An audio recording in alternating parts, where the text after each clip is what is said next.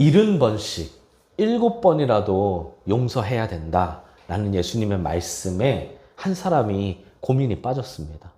자기는 용서를 잘 못하거든요. 그래서 예수님께 간절히 기도하며 물었어요. 주님, 제가 어떻게 해야 용서할 수 있을까요? 저는 용서가 잘 안 되는데요. 어떻게 해야 용서할 수 있을까요? 막 기도를 하는데 그때 음성이 들렸습니다. 하나님의 음성이 들렸어요. 용서.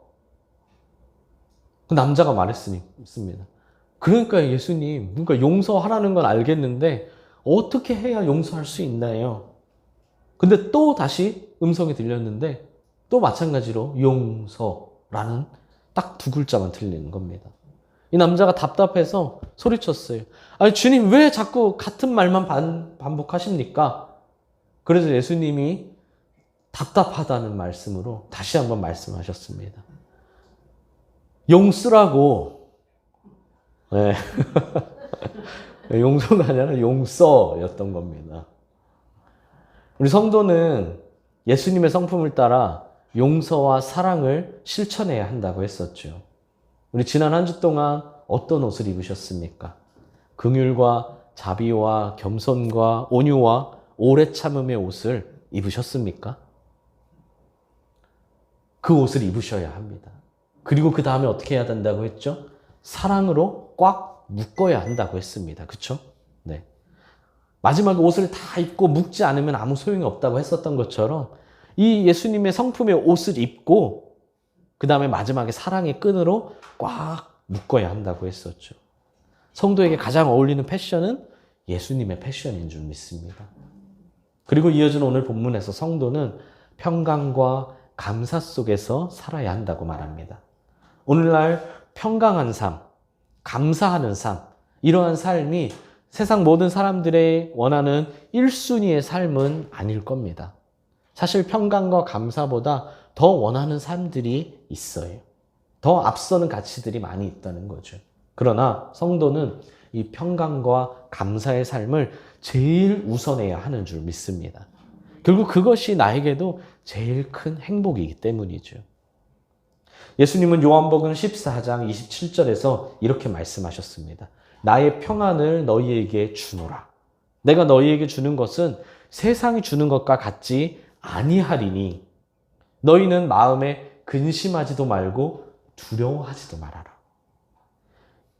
나의 평안을, 예수님의 평안을 우리에게 주신다고 하셨어요. 그건 세상이 주는 것과 다르다고 하셨죠. 그러니까 근심하지도 말고 두려워하지도 말아라. 제자들이 예수님을 졸졸졸졸 따라다니면서 예수님께 원하는 것이 있었을까요? 없었을까요? 당연히 있었겠죠. 그리고 다 달랐을 겁니다. 누군가는 권세를, 누군가는 물질을, 누군가는 치료를, 건강을요. 이렇게 예수님을 통해 얻기를 원했겠죠. 그러나 예수님은 제자들이 바라는 것이 아니라 세상 사람들이 추구하는 것이 아니라 하늘의 평화를 허락해 주셨습니다. 그래서 죄인이 성도가 되면 가장 먼저 일어나는 변화가 자신의 마음속에 영적인 평강이 자리 잡게 되는 것이죠. 평강은 최고의 선물이라는 겁니다. 우리가 구하지도 않았고 세상이 바라는 것은 아닐지라도 사실 평강은 우리에게 있는 가장 큰 선물, 기쁨이라는 거죠. 이번 주 큐티에 나오는데요. 예수님은 폭풍이 몰아치는 파도에서 그 배 위에서요. 난파 직전의 배 위에서도 평강히 주무셨습니다. 그렇죠? 그래서 두려워하는 제자들이 예수님을 깨우잖아요. 이번 주 큐티에 나옵니다. 아니 어떻게 그럴 수 있을까요? 그럼 우린 이렇게 얘기합니다. 아, 예수님은 만물의 주인이시고 만물을 창조하신 분이시고 만물을 다스리는 분이시니까요 라고 말할 수 있죠. 맞아요. 근데 핵심은 뭐냐면 그 예수님의 평강을 우리에게도 주셨다는 거예요.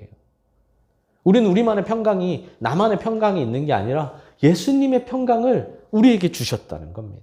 그러므로 우리도 어떤 상황에서도, 어떤 어려움 속에서도, 폭풍우가 몰아쳐도, 난파되기 직전인 것 같아도 우리도 평강할 수 있다는 겁니다. 사실 우리 인생이 얼마나 다사다난합니까?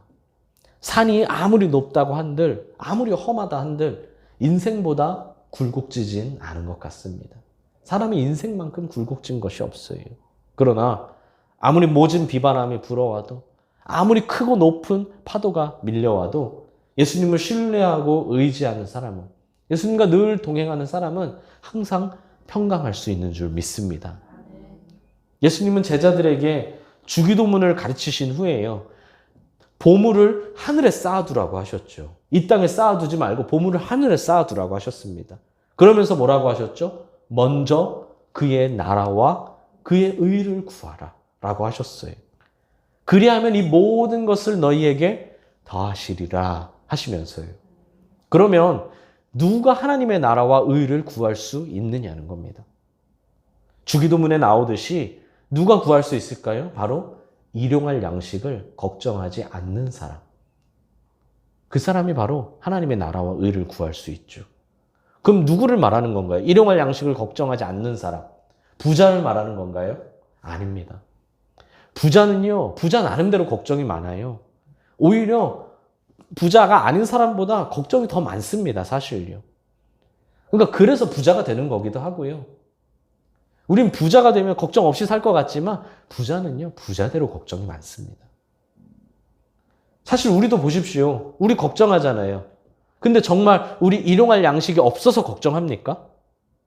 정말 오늘 점심이 없어서, 오늘 저녁이 없어서 걱정합니까? 아니잖아요. 그렇죠? 우리도 일용할 양식이 충분한데도 걱정하고 살아가는 것처럼요, 부자도 마찬가지예요. 그러면 누가 일용할 양식을 걱정하지 않을 수 있을까요? 바로 예수님께서 채워주심을 믿는 사람이죠.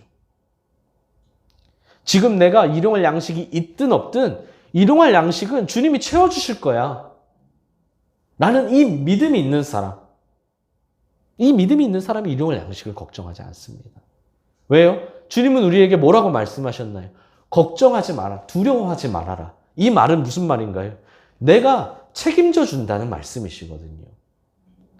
아니, 걱정하지 말아라 해놓고 그냥 아무 일도 안 하면 그게 말이 됩니까? 그렇죠?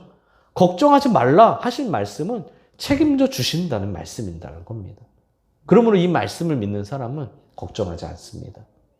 예수님을 온전히 신뢰하는 사람, 평강의 마음을 가진 사람, 그 사람이 바로 하나님의 나라와 의를 구할 수 있는 줄 믿습니다. 한번 지금 솔직해져 보십시오. 솔직히 한번 우리의 삶을 되돌아보십시오.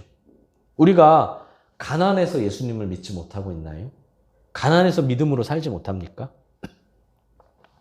가난해서 신앙생활 하지 못하고, 가난해서 말씀 읽지 않고요, 가난해서 기도하지 않고, 가난해서 헌신하지 않고, 가난해서 헌금하지 않습니까? 아마 아닐 겁니다. 정말 일용할 양식이 없어서 그런가? 아마 아닐 거라는 겁니다.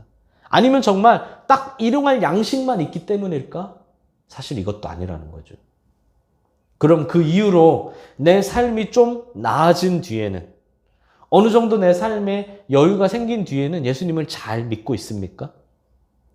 여유가 생겨서 신앙생활을 잘하고 있고, 여유가 생겨서 말씀도 잘, 큐티도 잘하고, 기도도 잘하고, 여유가 생겨서 믿음으로 헌금도 하고 하나요? 아마 아닐 겁니다. 오히려요, 꾸준히 구제 생활을 하는 사람을 보면요, 오히려 어려운 가운데서 섬기는 분들이 참 많이 있어요. 왜 그런지 아세요? 동병상련이기 때문입니다. 내가 그 마음을 알기 때문에, 내가 그 아픔을 알기 때문에 나도 없지만 그래도 조금이라도 나누는 거예요.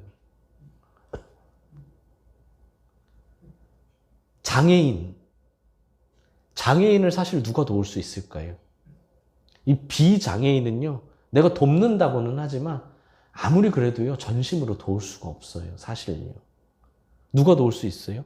사실 장애인은요, 장애인이 더 잘 도울 수 있습니다. 왜요? 내가 그 마음을 100번, 1000번 이해하거든요. 그럼 확실히 해야 합니다. 누가 믿음으로 살 수 있나요? 누가 평강하게 살 수 있나요? 바로 예수님을 신뢰하는 사람인 줄 믿습니다. 로또가 되면 내가 11조를 잔뜩 하겠다? 뭐 얼마 전에 로또도 나왔죠? 뭐 수동으로 해서 뭐 3개인가 4개인가 5개 됐다. 뭐 내가 이번에 보너스를 1000% 받으면 감사 헌금을 많이 해야겠다? 돈이 있어야 헌금하는 게 아니고요. 평강이 있어야 헌금하고요. 넉넉해서 평강한 게 아니라 평강이 있어야 넉넉해지는 줄 믿습니다. 옆 사람에게 말해 주십시오. 넉넉해서 평강한 게 아니라 평강이 있어야 넉넉해집니다.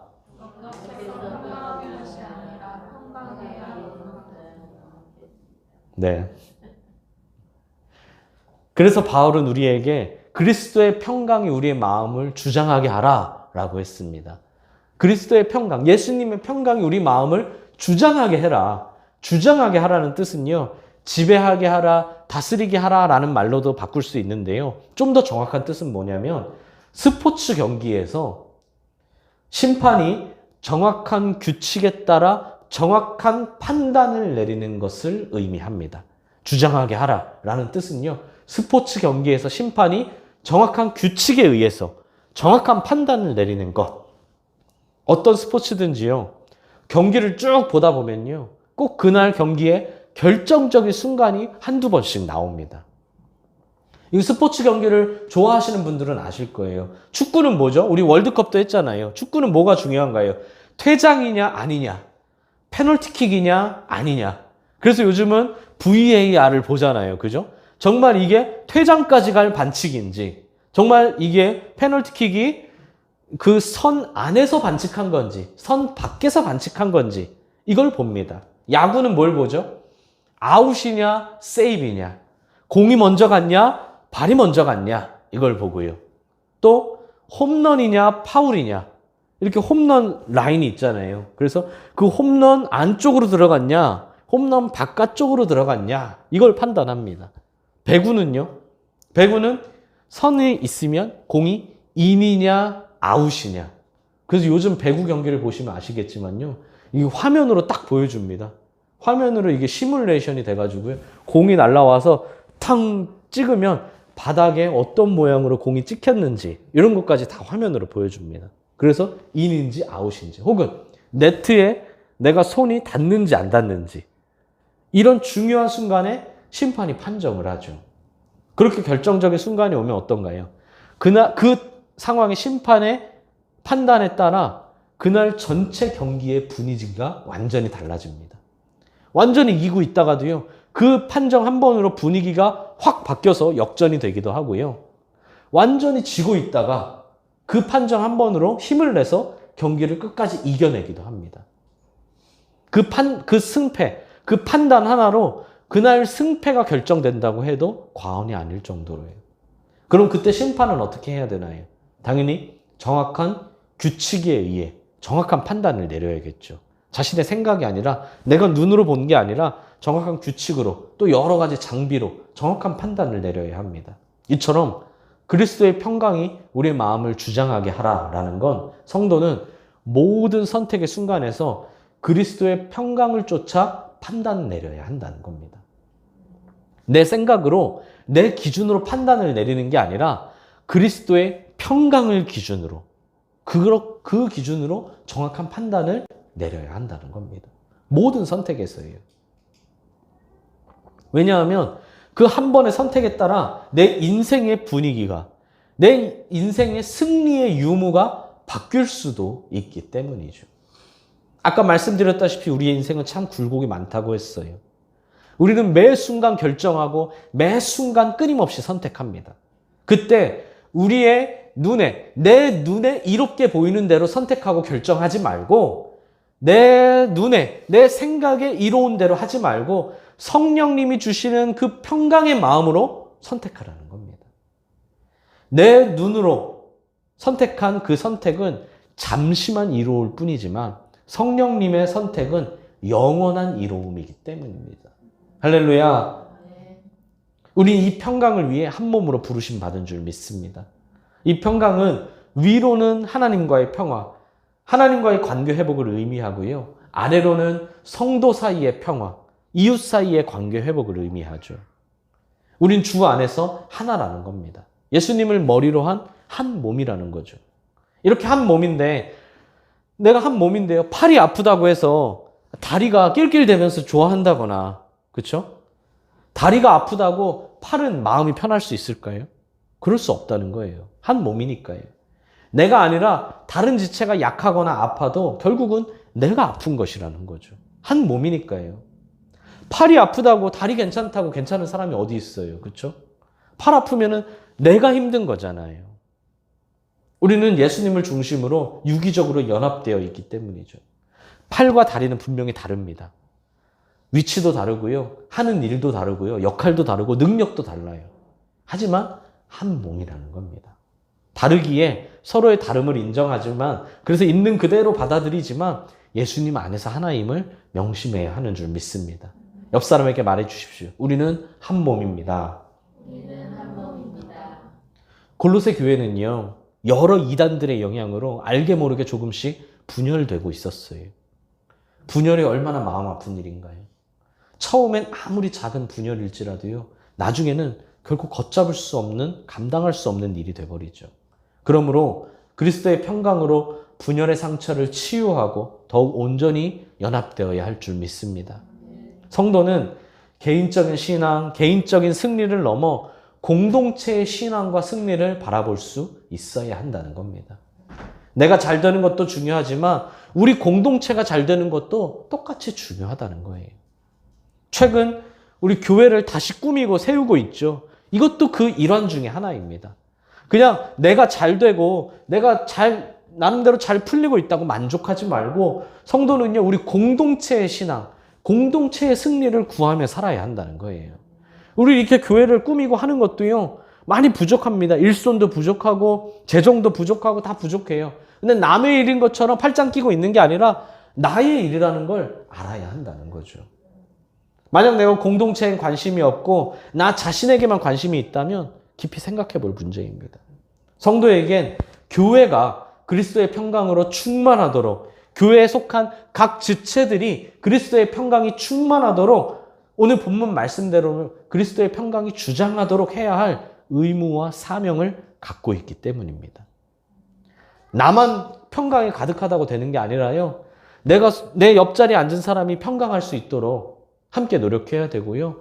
우리 교회가 평강할 수 있도록 함께 해야 한다는 거죠. 그때 우린 비로소 온전히 감사하는 자가 될 수 있습니다. 예수님은 우리에게 뭐라고 하셨죠? 범사에 감사하라. 범사에 감사하라. 그냥 말 한마디로 그래 이제 감사해야지 라고 해서 감사할 수 있다면 얼마나 좋겠습니까? 근데 우리는 어떻습니까? 그래 이제부터는 감사해야지 라고 뒤 돌아서면 아이씨 하는 게 인간이죠. 그럼 어떻게 범사에 어떻게 해야 범사에 감사하고 그 감사가 지속될 수 있느냐? 평강이 있어야 한다는 겁니다. 나와 우리 공동체에 예수님의 평강이 가득해야 할 줄 믿습니다. 평강이 충만하도록 내가 먼저 섬겨야 합니다. 그때 우리 교회가 평강과 감사의 공동체가 될 수 있습니다. 모두들 평강하시고 모두들 감사하시기를 주님의 이름으로 소망합니다. 사랑하는 수원동행교회 성도 여러분, 어린아이와 같은 신앙을 가지시길 바랍니다. 어린아이는요, 다른 거 다 필요 없어요. 다른 거 다 필요 없습니다. 어린아이에게 천하 만물을 주겠다. 필요 없어요. 다 필요 없습니다. 어린아이에게 뭐가 필요하죠? 뭐만 있으면 되나요? 엄마만 있으면 돼요. 야, 천하 만물을 다 줄 테니까 가자. 안 그래요. 엄마랑 있는 걸 선택하지 천하 만물 선택하는 아이 없습니다. 엄마 품에만 있으면 그 아이는요, 세상을 다 가진 것이니까요. 아이가 이제 좀 커가지고요, 혼자 재우려고 하면 어떻습니까? 그동안은 엄마 아빠랑 항상 자다가 같은 방에서 자다가 이제 조금 커서 야 이제 너 혼자 자야지. 자, 너 방을 만들어줬어. 자, 어때? 너 책상도 있고 네 침대도 있지. 예쁘지? 그럼 아이가 엄청 좋아합니다. 그렇죠? 와, 내 방이야 하면서 막 책상 꾸미고 막 좋아하죠. 그죠? 내 방이야 하면서요. 근데 곧 후회가 들기 시작합니다. 언제요? 저녁이 되면요. 밤이 되면 이제 좀 후회가 돼요. 왜요? 혼자 자야 되니까요. 이제 깜깜해지면서 어둡거든요. 낮에는 불을 안 켜도 밝으니까 괜찮았는데 이제 방이 어둡습니다. 그럼 두려운 거예요. 방에 불을 꺼서 깜깜해지면 무서워하죠. 하지만 무서워서 혼자 못 잘 때요. 엄마가 같이 옆에 와서 같이 누워서 엄마가 토닥여 주면요. 그래 잘 잘 수 있지? 옛날 이야기 해주고 오늘 어디 놀러 갔던 이야기 해주고 하면요. 아이는요. 또 금방 잠이 듭니다. 아무리 어두워져도요. 밖에서 아무리 시끄러운 소리가 나도요. 엄마 품에 안겨 있으면 아이는 자는 거예요. 밝아졌습니까? 엄마가 옆에 와서 누워있다고 밝아졌나요? 밖에 막 무섭게 시끄럽게 나던 소리들이 잠잠해졌나요? 어둠이 해결됐나요? 전혀 그렇지 않아요. 두려움의 원인이었던 어둠은요, 여전히 그대로 있습니다. 그러나 엄마만 있으면 돼요. 엄마 품에 있으면 무섭지가 않은 거예요. 여전히 어두워도요. 여전히 시끄러워도요. 아니면 여전히 숨소리 하나 안 날 정도로 고요해도요. 아이는 괜찮습니다. 왜요? 엄마 품에 있으니까요. 엄마 품이 평강한 겁니다. 성도는요, 예수님 품 안에 있어야 합니다. 물론 내가 예수님 품 안에 있어도요, 현실은 그대로일 수 있어요. 여전히 어둡습니다. 여전히 시끄럽습니다. 여전히 장애물이 있어요. 나아질 기미가 딱히 보이지 않는 것 같습니다. 그러나 여전히 문제가 내 앞을 가로막고 있어도 예수님만 있으면 되는 거예요. 예수님 품에만 있으면 평강한 겁니다. 여전히 어두워도 여전히 시끄러워도요. 예수님 품에 있으면 평강함을 누릴 수 있는 줄 믿습니다. 내가 진정으로 예수님을 믿는다면 어떤 상황 속에서도 평강하다는 거죠. 그러므로 세상을 바라보시지 말고요. 그리스도를 바라보시길 바랍니다. 어둡고 음침한 사망의 골짜기에 있을지라도 우리를 지키시는 예수님을 보며 평강을 얻으시길 바랍니다. 이는 세상을 방관하라는 게 아니에요. 내 문제를 그냥 내버려 두라는 말이 아닙니다. 하지만 책임져 주신다는 말씀을 신뢰할 수 있기에 평강의 마음으로 맞서 나간다는 겁니다. 다만 꼭 기억하십시오. 아까도 말씀드렸듯이 많다고 평강한 게 아니라고 했어요. 그렇다고 적다고 평강한 것도 아닙니다. 많고 적음이 기준이 아니라는 거죠. 기준은 예수님과 동행하느냐, 동행하지 않느냐입니다. 그 품에 있느냐, 그 품 밖에 있느냐. 동행교회 다닌다고 동행하는 게 아니잖아요. 그죠? 그렇게 안심하시면 안 돼요. 난 동행교회 다니니까, 교회 출석하니까 안심하시면 안 됩니다. 반드시 예수님 품 안에 거하도록 노력하시길 바랍니다. 사람들은 흔들리는 세상을 보며 스트레스를 받고 불안해하며 두려워하겠지만 우리만은 달라야 합니다. 우린 하나님 나라의 백성이고 하나님이 우리를 다스려 주시고 보호해 주시며 하나님이 우리를 책임져 주시기 때문이죠. 이보다 더 안전하고 행복한 삶이 어디 있겠습니까? 우리 오늘 큐티겠지만 이보다 더 튼튼한 반석이 어디에 있겠습니까? 그 반석 위에 집을 지을 때 평강할 수 있다는 겁니다. 이성적인 판단을 뛰어넘어 그리스도께서 주시는 평강으로 결정하고 행동하는 것이 바로 믿음입니다. 이 믿음의 선택에는 결코 후회가 없는 줄 믿습니다. 예수님께서 반드시 책임져 주시기 때문이죠. 그러므로 평강의 삶을 누리는, 예수님의 평강의 삶을 누리는, 예수님으로 인해 감사하는, 예수님으로 인해 두려워하지 않는 그 평강으로 흔들리지 않는 삶을 살아가는 우리 모든 성도님들이 되시기를 간절히 소망합니다.